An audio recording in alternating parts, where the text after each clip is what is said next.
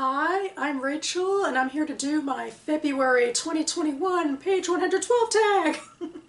The page 112 tag was started by Sean at Sean the Book Maniac. He fashioned it after a French literary prize wherein they comprised a long list by reading solely page 112 from the books in contention. So there was no context from the rest of the story, and you could only really judge the work based on the quality of the writing and how it would make you want to go forward or not. So I've been using this tag for the past several months to clear my physical unread bookshelves.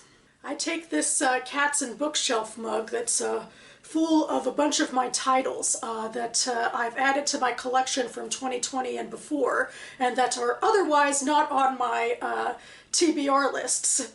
And I go ahead and I pick out 3 from here, and then I read page 112 from each, and then hopefully I'll choose the best of the 3 to join my February TBR. And I'll also link to my January video down below. Okay, so without further ado, here I go. I'm always so excited for these videos and then they're done. But gotta add something to my TBR this month. So, okay. No, just find one here. There we go. So, book number 1. Home Everywhere by Megan McNamee. I am continuing with the trend from last month where, well, so far I've only been choosing 2020 titles in 2021. This is one that I bought from a indie press. It's a small little literary fiction novel, I believe.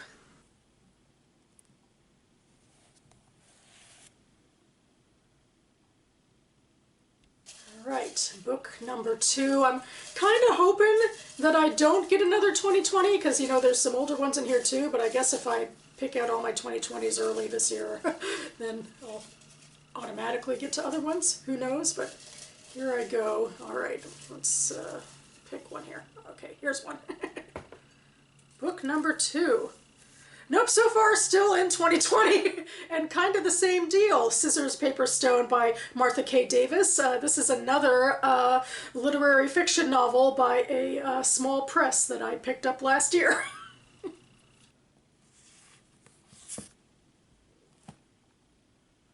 So finally, for book number 3, I'm going to hope it's maybe not a 2020 title or a literary fiction from a small press title. You know, give some diversity here, but I guess we'll see how it goes. Alrighty. Number 3. Barskins by Annie Proulx. Yeah, this is pretty different. It's pre-2020. It's not an indie press book. It's probably relatively well known because Annie Proulx wrote the book that was turned into Brokeback Mountain, but this, I believe, is a sprawling epic of a book that is about an outdoorsman Canadian family. I don't know how accurate that is, probably not, but it's what came into my head immediately, so there we go.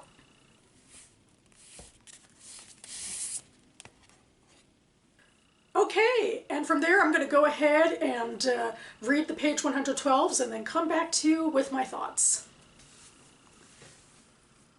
All right, I'm back. And funny enough, going from books 1 to 3, book 1 is the shortest book, and book 3 is by far the longest book. So in fact, here's book 1, Home Everywhere by Megan McNamee, and page 112 is pretty near the end of the book. But it's there, and that being said, it's a full, like, page, like, you know, the start of a sentence at the top and the end of one at the bottom, so that's helpful. One day they were getting ready for the Disney dance, and Anita was bowing her head like she was praying, and Tommy Boy was squaring his shoulders, pulling at the chin of this mask, positioning it over and over, his nervous tick. There was a lull in her line of customers. 3 large families were shuffling over to Brittany, Bethany, and Brianna. Denise decided to straighten out and bundle her bills, which were piling up. It had been a busy day. All of those bills had to be face up, and the heads of Washington, Lincoln, or whoever had to be pointing up and down the same way. When she got them all organized, she'd take a little key from underneath the money tray, unlock the drawer below the register, take out the canvas See First bank bag, deposit the bundle of money, zip it back up, and put it back in the drawer and lock it and put back the key. Usually she had this down to a 1-minute routine, but that time she couldn't find the little key. Jimmy was distracting her, hanging over the counter and punching the buttons on ye old cash register. They had to use old-timey brass contraptions, like everyone stuffing their faces with pizza in front of a giant organ with big dancing rodents was quaint as hell. So she was sweeping her hand underneath the cash carrier, only getting paper clips and rubber bands and personal checks with those different designs on them, scenery and ducks and shit. Some teenage boys came up to the register while she was rifling around this way, hoping Mr. Mancy wasn't looking at her clutching that big wad of cash. And the teenagers were all ordering at once, and she said, "1 moment, please," and they kept on ordering.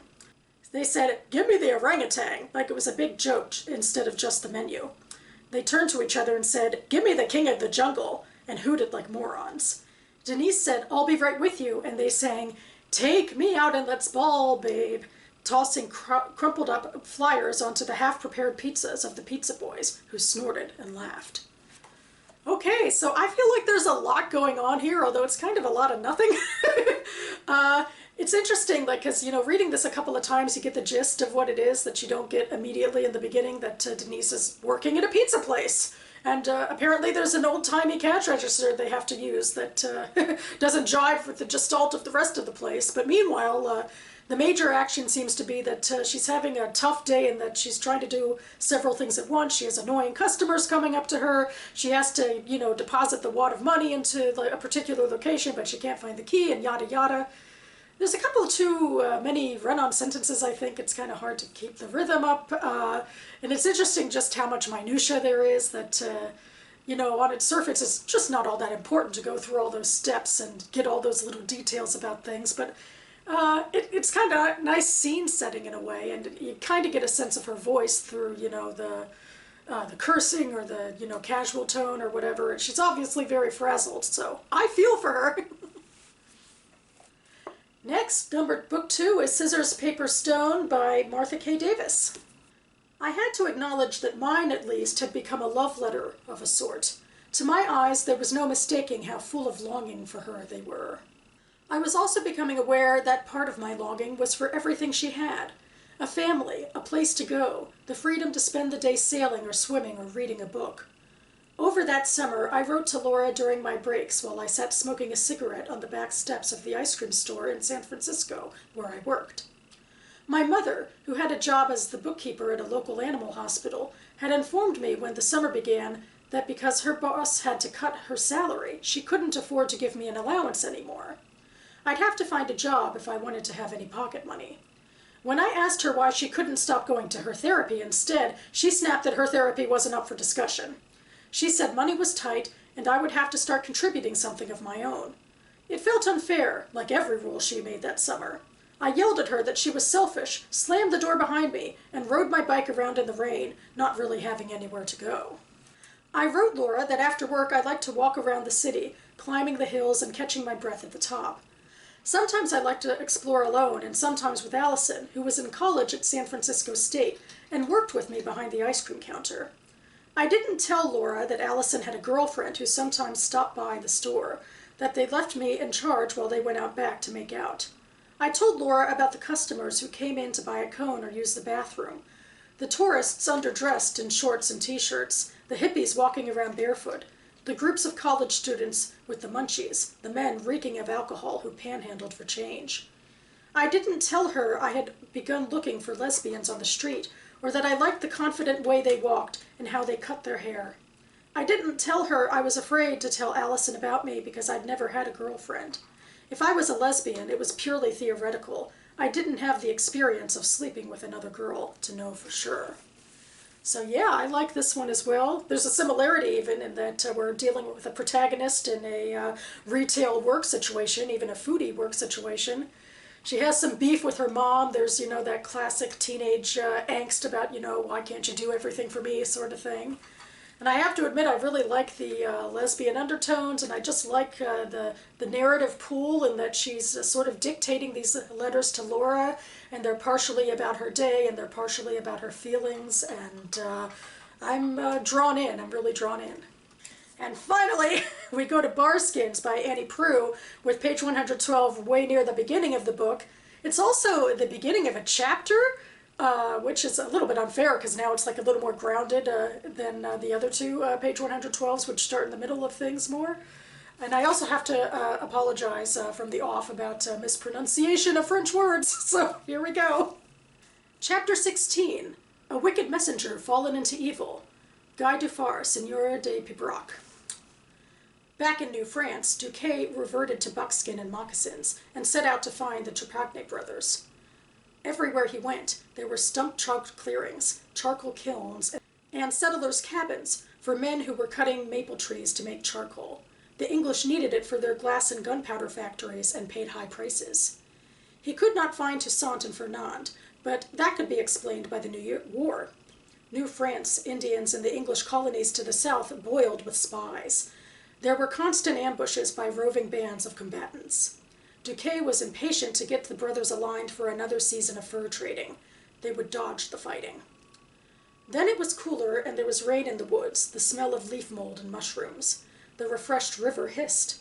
He looked up at a sky that seemed set with rondels of thick glass. He found the brothers tearing out a beaver dam near their old hut on the Rivière des Forêts. Both brothers, muddy and glad to leave the beaver dam for a reunion, were in fair health, though Toussaint's beard showed white streaks and Fernand groaned when he straightened up. They call this the Queen Anne's War because it seems the continuance of our old antipathies, Toussaint said. I blame the Indian factions. One day a tribe is your enemy, the next you are fighting alongside them, or they stand back from the battle and smile, like the Iroquois.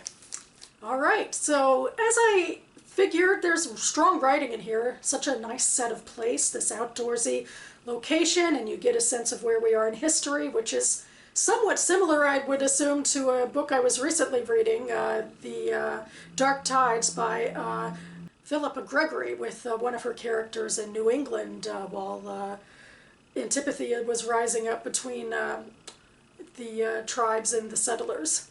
Although that was before the time of Queen Anne, so I'm muddying things up a little bit. And also, props to this page for the fact that we get a sense of the character as well, that this character, Duquet, is more interested in his own trade than in getting, caught up in broader issues around him. Whether or not he could escape the war, I guess, is more up for debate, but that's what he's intending to do with these brothers he's come across.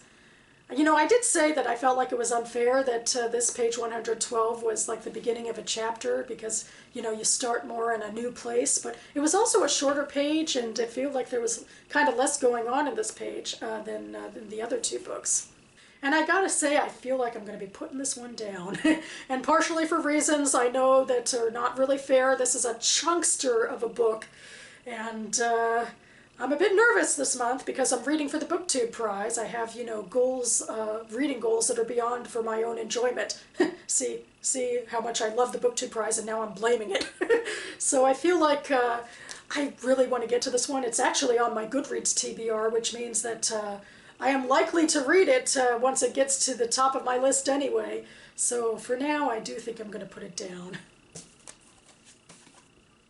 And I'm going to go with Scissors, Paper, Stone by Martha K. Davis, because I feel like this is the middle book. There's a lot of, middle within page count, but also within what was happening on the page, that there was a nice mix of, getting a sense of who a character was and the physicality of her life, but also an emotional pool of who she was, and even a bit of a setting within San Francisco. So that was cool as well. So I will be happy to give this one a go later this month. So that about covers it for me now. You can find the Goodreads links for all of these books listed down below. You can also find links leading to information about a TBR game, because one of the things I like to do at the end of these videos is highlight TBR games that are going on around BookTube, because I feel like this page 112 tag thing is my own TBR game that spruces up my own spontaneity in reading, which I enjoy doing. Usually the TBR games I highlight are done by members of the YA BookTube community, but this time I found an adult one that I saw some people on my subscription feed going around with. It's the BookTube Spin game, which was started by Rick McDonnell, and what I believe is happening is that he asked people who wanted to participate to choose 20 books off of their TBR lists, and he that went away and did a spinning thing and chose a number, and now everybody has to read that number off of their list. And it sounds really fun. I feel like I should look into doing this myself. I think he's going to do it again in a couple of months because, you know, it's that spontaneity again, and it's also interacting with the broader BookTube community, so that's also really fun. So I'll leave some links to what's going on there down below as well. I'll probably have this video up later in the week. I'm filming it Sunday afternoon. We had a little bit of snow in the morning, but it's not sticking in my DC area. So probably things will be back to normal in terms of going to work and everything this week. But I'll do all my post-production and get this up sometime within the week, and then be back on Friday for a Friday Reads video, so stay tuned. Hopefully Friday anyway. But anyway, thanks so much for watching, everyone, and I'll see you next time.